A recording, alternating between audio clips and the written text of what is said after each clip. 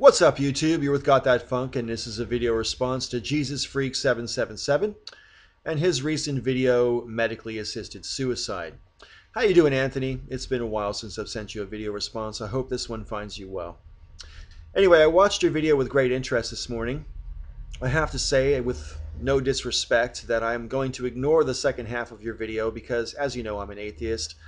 And the notion of whether or not suicide disqualifies a person from going to heaven is a completely moot point to me. But the first half of your video I thought raised some interesting questions, and I wanted to share with you my 2 cents on the subject and see what you think. First of all, it's my strongest personal belief that every individual is the sovereign of her or his own body. That each of us should be completely in charge of what we do with our bodies as long as we're not hurting anyone else physically in the process. So whatever I decide to consume, whatever I decide to wear, whatever I decide to do for a living, whatever I decide to do with my body in terms of surgery, etc., I should have the right to do so without any interference so long as I'm not hurting anybody else. I couldn't overstress how strongly I have this belief.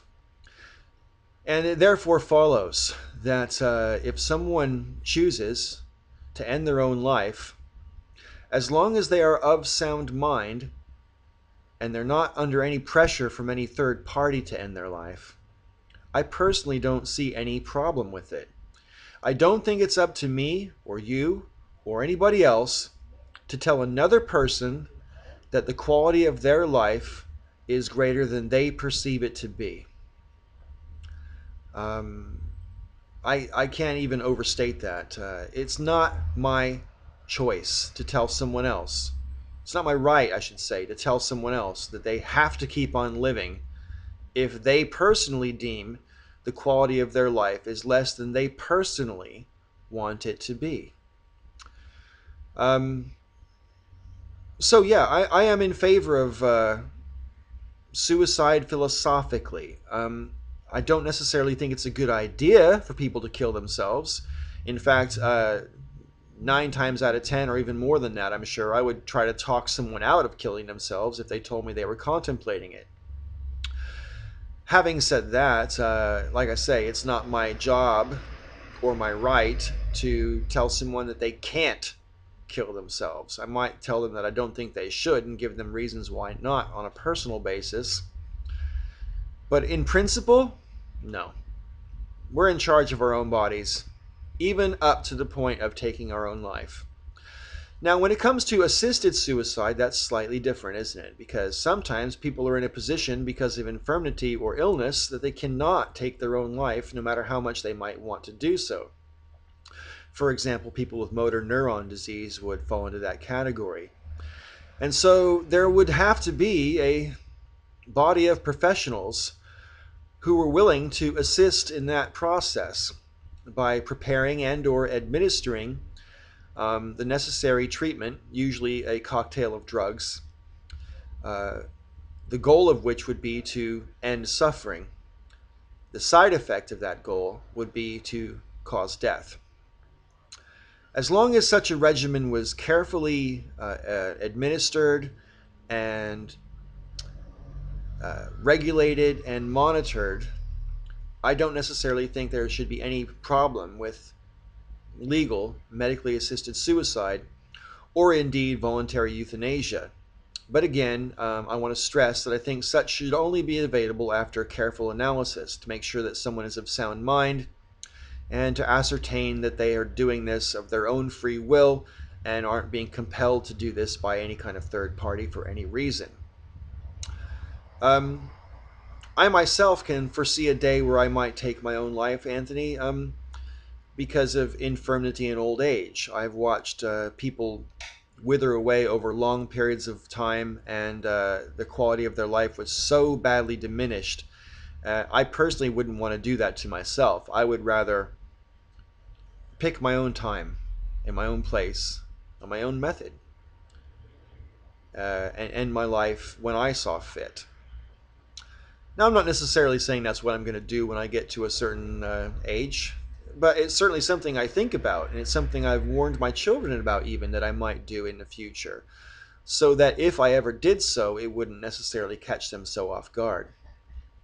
Obviously, neither of my kids want me to do that, and we're talking about a time so distant in the future, it's almost not worth talking about. But it is something that has crossed my mind, and since I'm so close to my children, I share my thoughts with them. And you might find that is a bit macabre, but that is just the nature of an open, honest relationship, which is something I've cultivated with my kids ever since they were little. They're now grown up.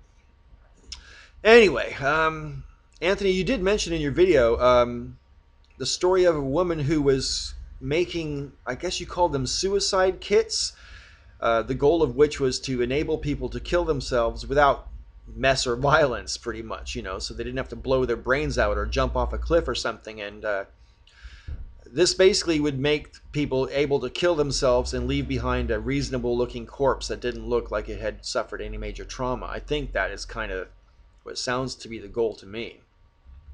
Now, you were saying that you thought these suicide kits were distasteful and immoral, but should they be illegal? And I have to say that I agree with you on the distasteful part. I think it is distasteful. I don't necessarily think it's immoral, and I definitely don't think that these kits should be illegal, because as you rightly pointed out, Anthony, you don't need a suicide kit to kill yourself. You don't need anything. You don't need any implements. You don't need anything at all. Killing yourself can be done any number of ways. From swimming out in the ocean further out than you can get back to, walking outside and sleeping out in the cold and dying of hypothermia. You can jump off a cliff. You can do any number of things to kill yourself. You don't need a kit. So because you don't need a kit, I don't necessarily think that selling the kits should be discouraged or is a bad thing. I just do find it a little bit distasteful. For a similar reason to you, it's profiting off of someone else's misery and death. But that said, Anthony, let's be blunt, man. There are whole industries which profit off of suffering and death. Chief that jump to my mind are the pharmaceutical industry and also the insurance industry, but I'm sure I could list others.